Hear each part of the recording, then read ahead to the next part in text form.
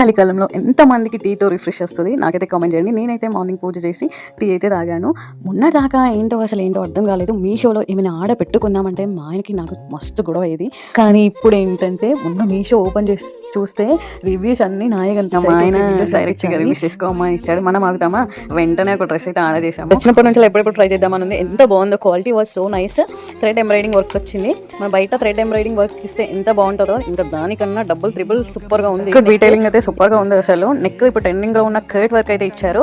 So nice. Neck deep ఏం లేదు. Hands వచ్చేసి 3/4 వచ్చాయి. చాలా బాగుంది. కింద కొంచెం డిజైన్ ఇచ్చాడు. మిడిల్ లో బూటీస్ వచ్చాయి. బాగుంది. ఇక పాయింట్ విషయానికి వస్తే ఎలాస్టిక్ టైప్ వచ్చింది. ఇది ఇంకా నైస్ గా ఉంది. ఫుల్ ప్లాజా వేసుకున్నట్టు అనిపించింది.